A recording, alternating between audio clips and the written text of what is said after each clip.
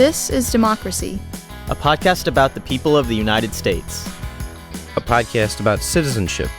About engaging with politics and the world around you. A podcast about educating yourself on today's important issues.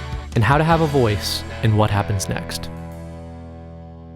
Welcome to our new episode of This is Democracy. This week we are going to discuss the rise of anti-Semitism in the United States in recent months and years. This is not a new story. Anti-Semitism has a long, long history in the United States and in many other societies. But there's a lot of evidence of rising anti-Semitic violence and related behavior in the United States just in the recent months and years. And we're going to discuss today why this is the case, where it comes from, how we understand it, and what we can do about it. We're joined by an old friend and really, I think, the person who's writing the most interesting work on a day-to-day basis, as well as in a broader scholarly perspective on these issues. This is Peter Beinart. He's a professor of journalism and political science at the Newmark School of Journalism at the City University of New York. He's the editor-at-large of Jewish Currents and MSNBC political commentator. He's also a frequent contributor to the New York Times. He's a non-resident fellow at the Foundation for Middle East Peace, and he's involved in so many other groups.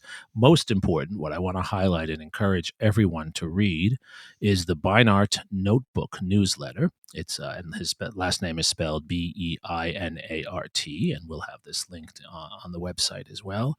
It's the Beinart Notebook, which is a newsletter available through Substack, and it's filled almost every day with really interesting insights on questions related to anti-Semitism, but also broader issues on U.S. policy toward Israel and various other related issues.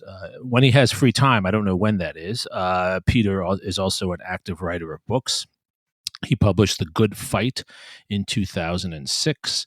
His second book, which I know well, The Icarus Syndrome, was published in 2010, which is on the hubris of foreign policy at times. And then his third book, really a very important book, published in 2012, The Crisis of Zionism. Peter writes frequently, as I said, for the New York Times, Wall Street Journal, Financial Times, and every other major publication. Peter, thank you so much for joining us today. My pleasure. Thanks for having me. Before we get to our discussion with Peter Beinart, we have, of course, Mr. Zachary's scene-setting poem. What's the title of your poem today, Zachary? Mezuzah Addendums. Mezuzah Addendums. And before you start, maybe just so all of our listeners understand, what is a mezuzah? So a mezuzah is a little, I think, piece of metal or ceramic or wood with the Shema in it, which is one of the central prayers of Judaism that we put slanted at the threshold of our homes or on the gate. Right. And why do we do that as Jews? I think, I don't know the theological basis, but I think it's sort of a symbol of our commitment to the principles in the Shema and the values of Judaism. I think that's right. Okay, let's hear the poem. Thank you, Zachary. Okay. I walk down the sidewalk along the creek. The sun is obscured, defaced by the gray clouds. Across, on the other side of the street, is the synagogue where they tried to make us afraid. I can still remember the sirens in the neighborhood on that October night, as if, in a year of violence, we would never have silence. I write because I want to forget that moment. I write because I never want to think again, like this split second that has been a year, that I am not at home, that I am in exile in a foreign city, an unpleasant reminder that memory refuses to be rewritten, as if the words written out again will finally convince me of their truth. I am home.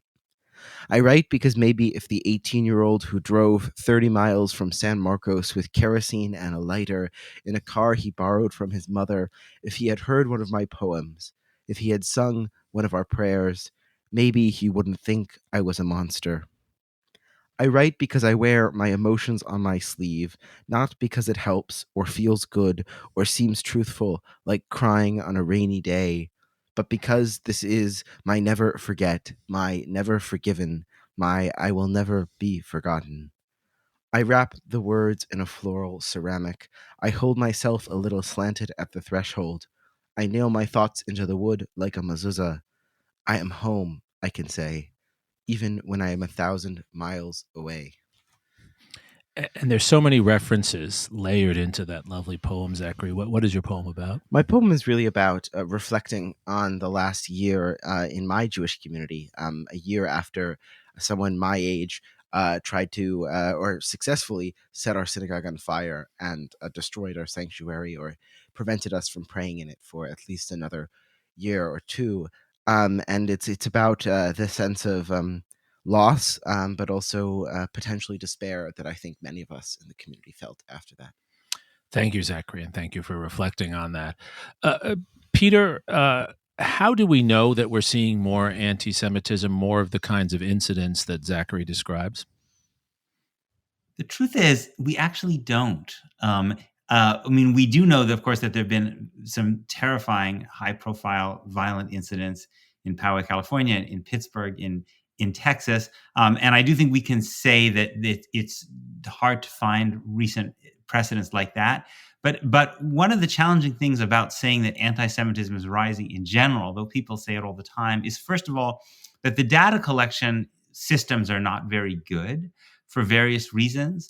And secondly, that there is not actually a consensus definition of anti-Semitism. So there's a very quite fierce debate about whether certain kinds of things like opposing the existence of Israel as a Jewish state or wanting to boycott Israel are anti-Semitic. And depending on how one comes down on those questions, that, of course, will influence how much anti-Semitism one sees. So it's not actually as simple a question as one might think to say that anti-Semitism is rising. And what's your perception, Peter, as someone who follows this closely and I think is very fair-minded about it? What's your perspective? I think that Donald Trump certainly trafficked in more anti-Semitic tropes, the idea that Jews only care about money, the idea that Jews are loyal to Israel, than any president in recent decades. You have to go back quite a while to find presidents who spoke that way.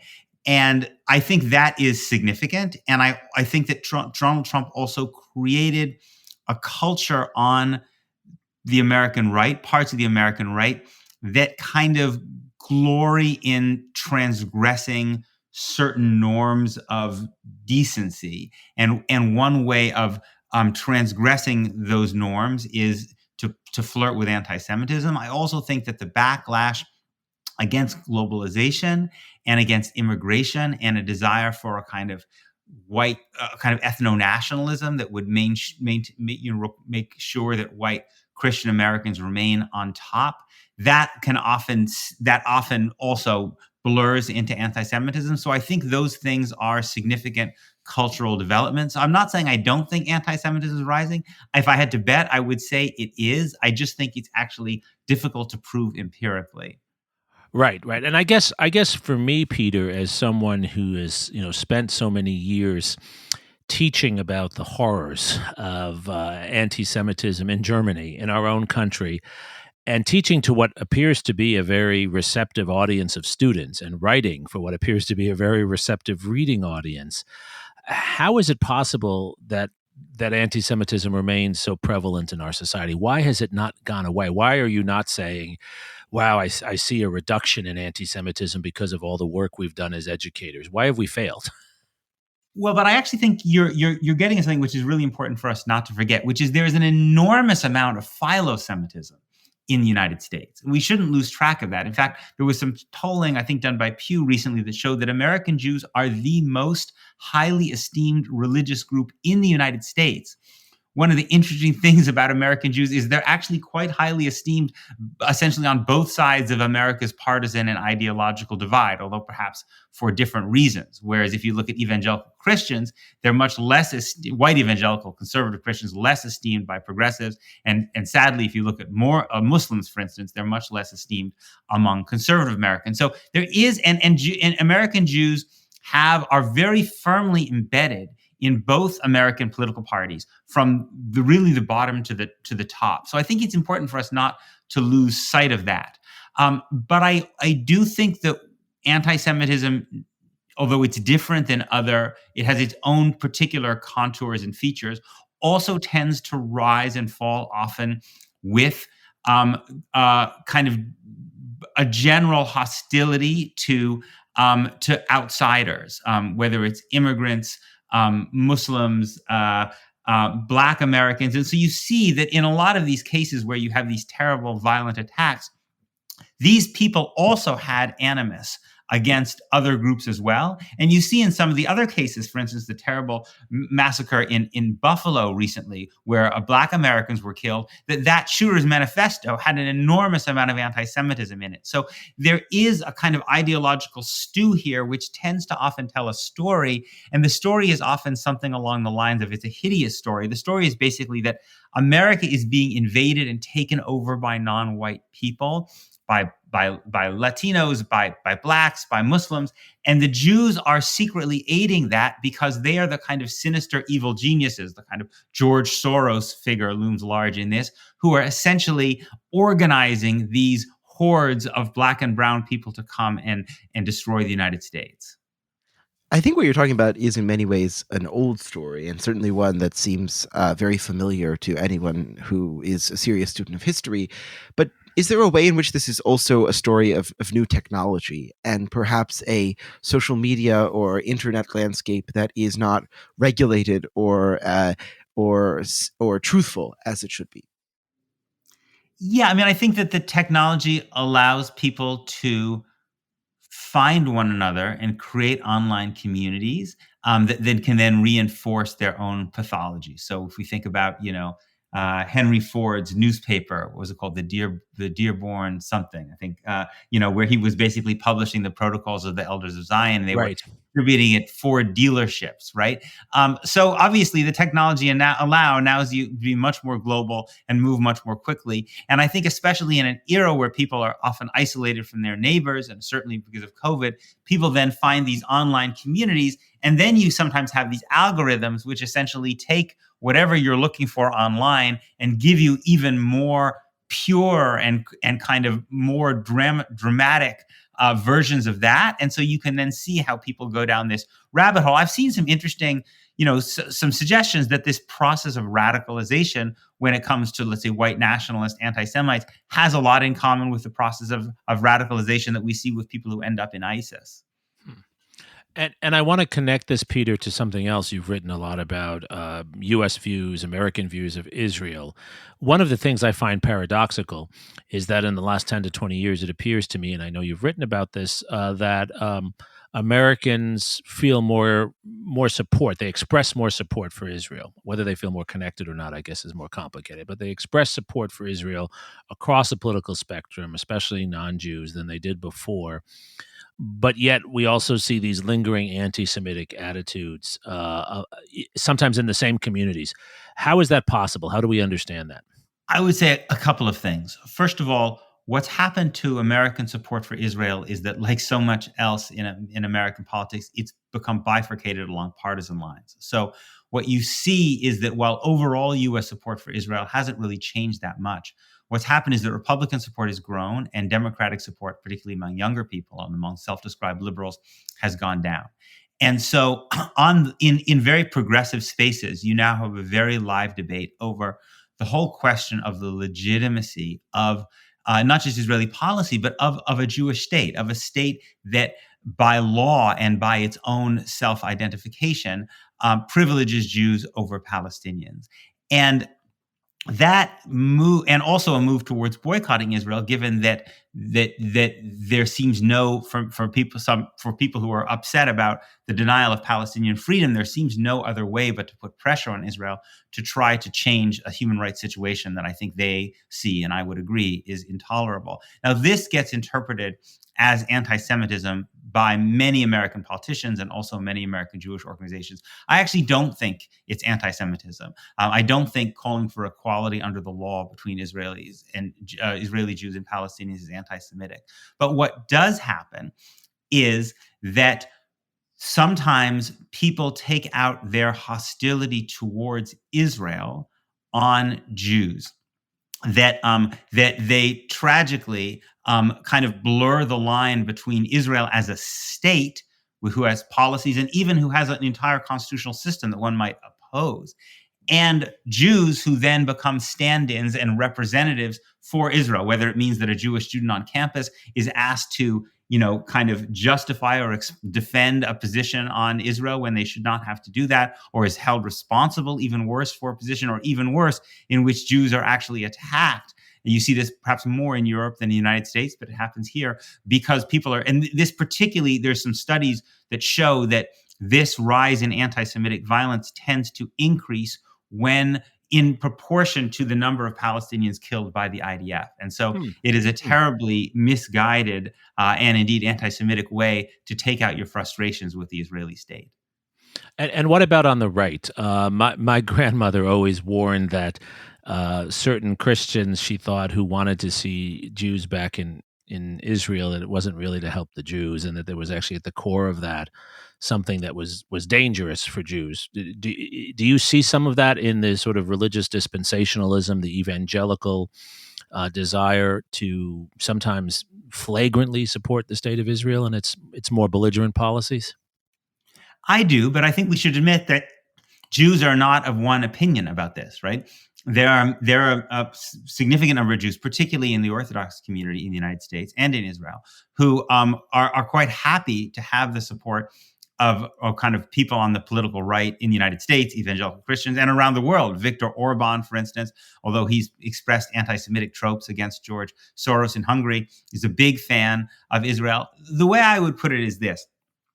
I think that people on the right, whether they're in the United States or in Europe or even other places, really like the idea that states should be owned by a particular dominant ethno-religious racial group. That's what they want for their own countries. That often makes them very admiring of Israel because Israel is such a state. It has democratic features, particularly for Jews, but it is an ethnocracy. It is a country that is built around the ethno-racial religious identity of one particular group. It has a very extreme immigration policy to maintain its demographic character, which is exactly what conservatives in Europe and the United States want. So there's deep admiration and even seeing Israel as a kind of model. On the other hand, often when those people look at the Jews in their own countries, they feel like the Jews in their own countries are part of the opposition to the political project they're trying to create, because those people oppose the idea of defining these countries in Christian terms and often ally themselves with other marginalized groups, whether they're LGBT folks or Black folks or immigrants, in pushing for a civic nationalism, which is based on the idea that no ethnic or racial or religious group should be able to claim ownership of the state. And this is what produces the dichotomy often in which you see a deep admiration and even love for the state of Israel, but often a kind of adversarial view towards the Jews in one's own country. That's very well explained. I mean, it's in essence that the proper place for Jews in this vision is in Israel, not necessarily in wherever this other group lives in the United States.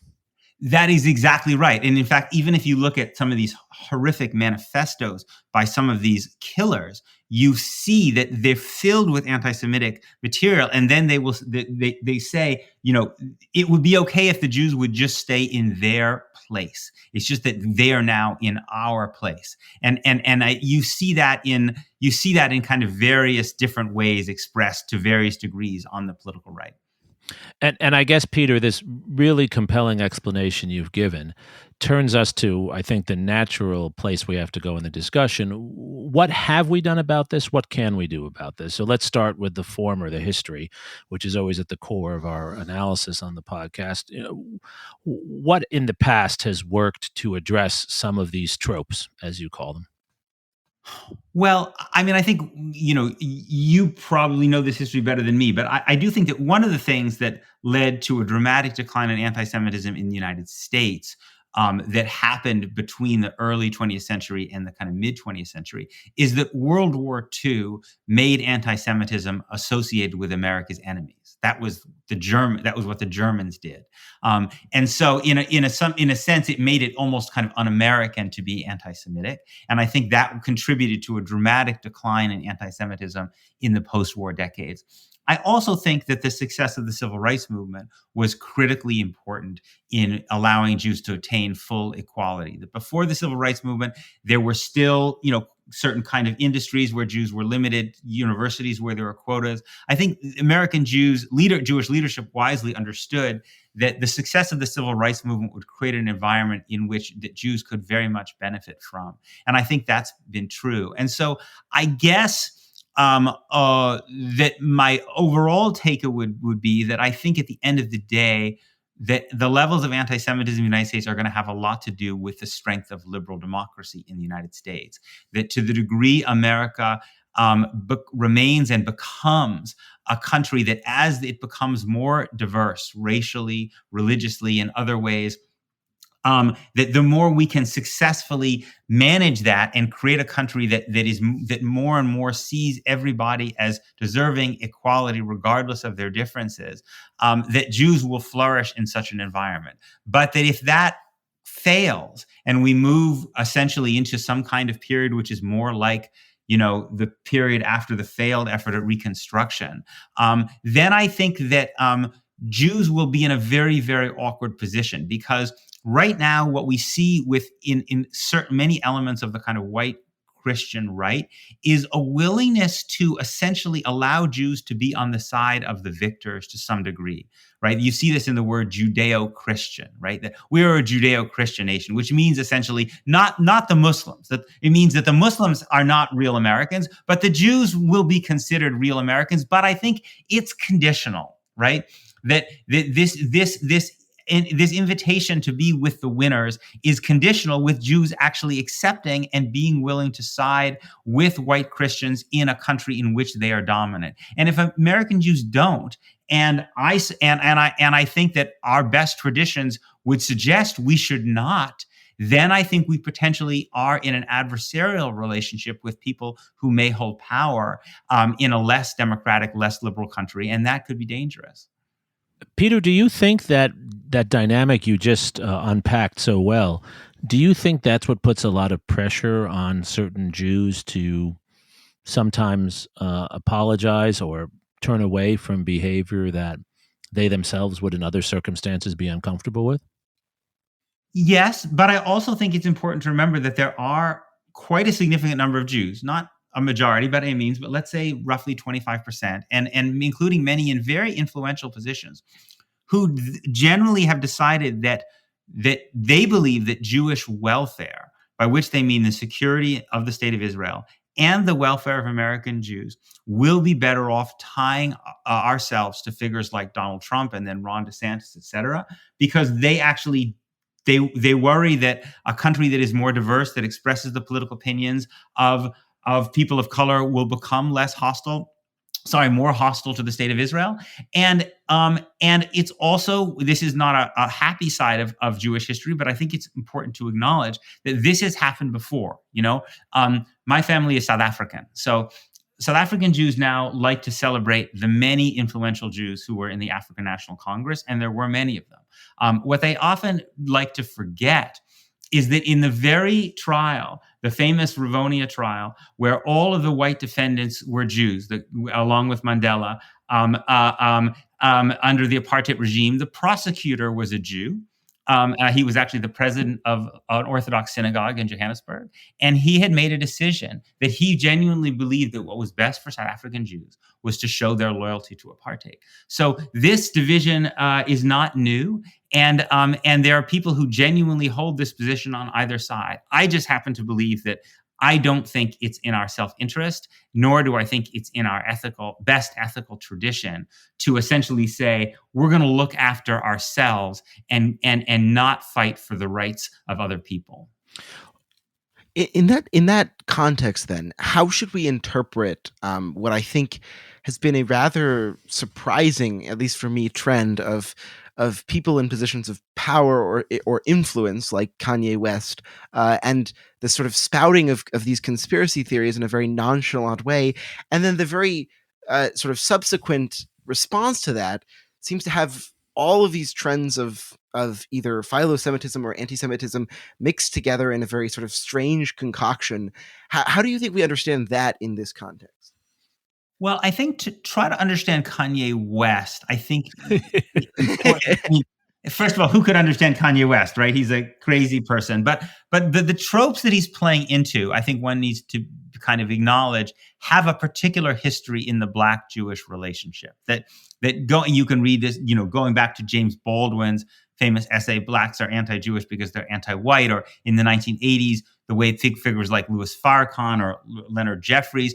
There has been for many decades in the United States, you could say, a certain class conflict that sometimes exists between Black and Jewish Americans because of the way in which Black Americans have been economically marginalized and dispossessed, and the way Jews in certain industries historically often, as they did traditionally in Europe too, ended up being in a kind of a middle position in which they were often interacting in Black communities, whether it was Jewish landlords or shopkeepers, or in the music industry now, agents or whatever. And tragically, sometimes that class conflict has been expressed in anti-Semitic terms, not in focusing on the economic structural realities that might need to be responded to, but in suggesting that somehow it is Jewish malevolence that has led Blacks to not have the kind of the economic power that they should have in the United States. And I think Kanye West was giving a kind of certain twist on that.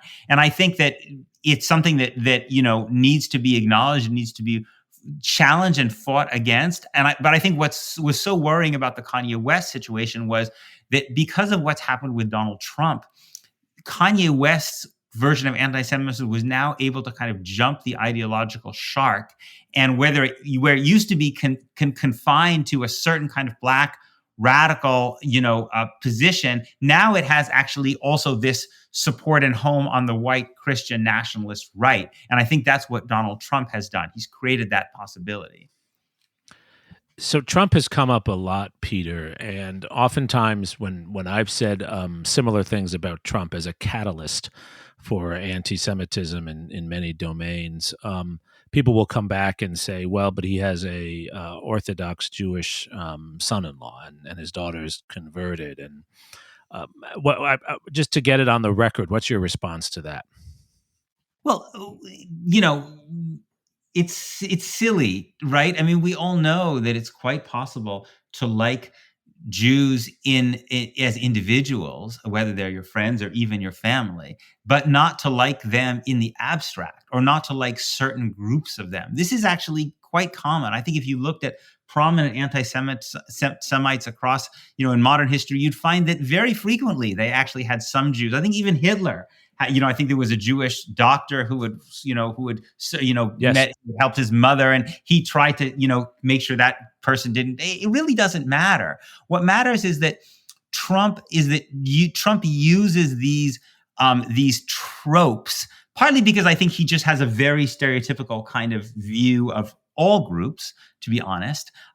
But partly because I think we also need to be honest that some of the things that Trump says about Jews, that Jews don't love Israel enough, are actually things that he hears other Jews say.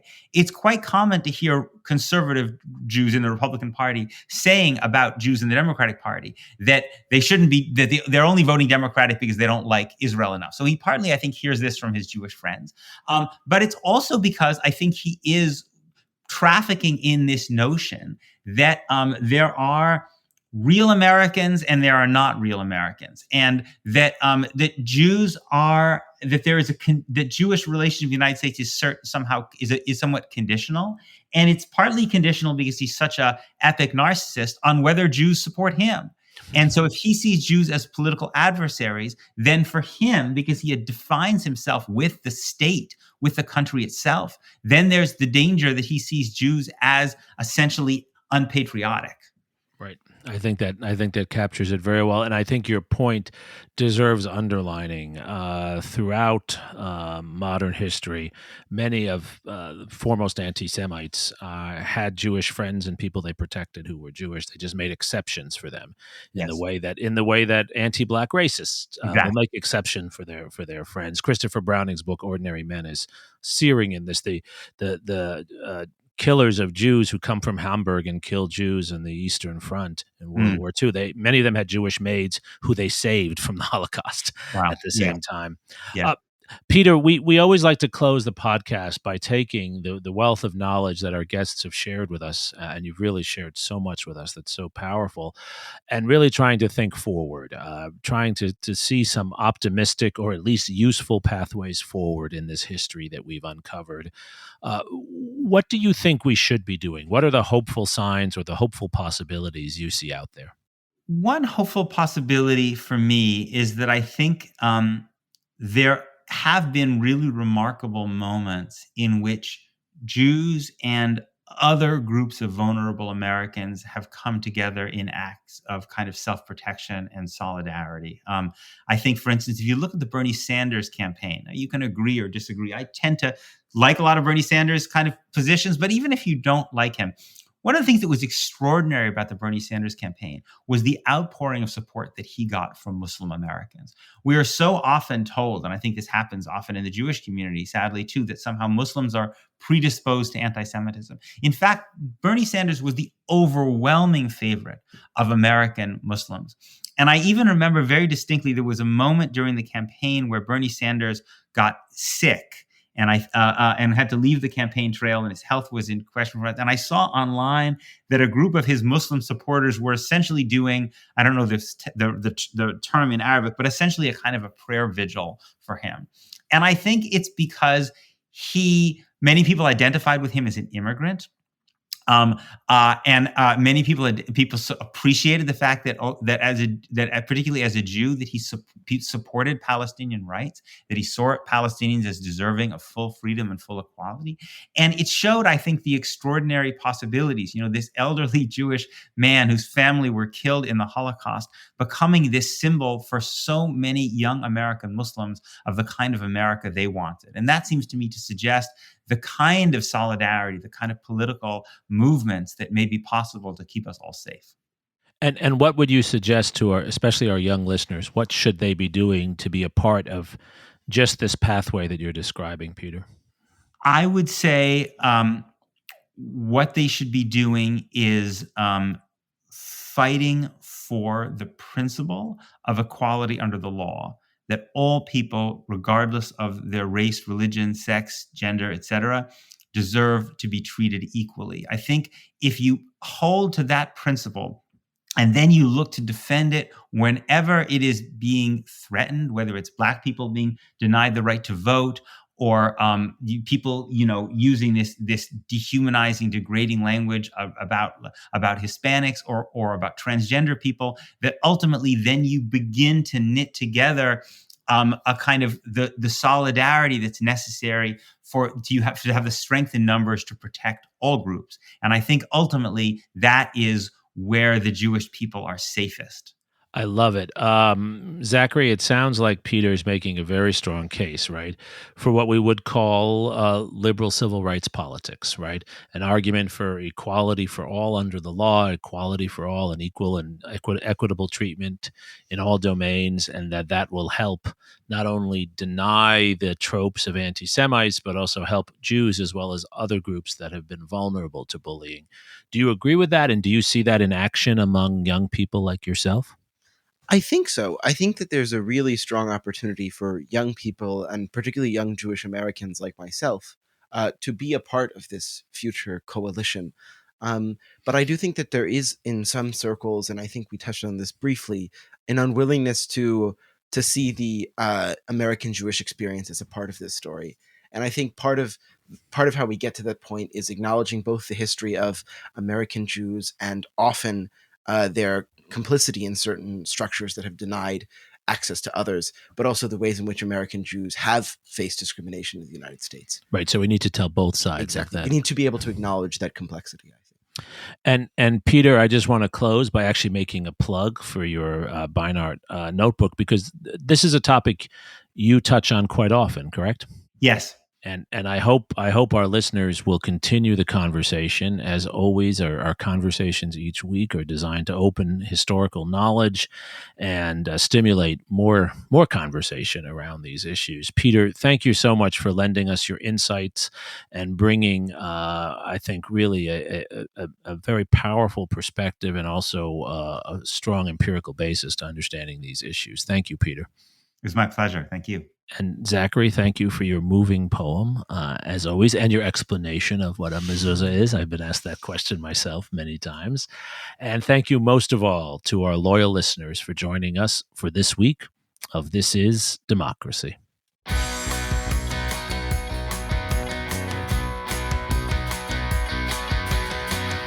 This podcast is produced by the Liberal Arts ITS Development Studio and the College of Liberal Arts at the University of Texas at Austin. The music in this episode was written and recorded by Harris Codini. Stay tuned for a new episode every week. You can find This Is Democracy on Apple Podcasts, Spotify, and Stitcher. See you next time.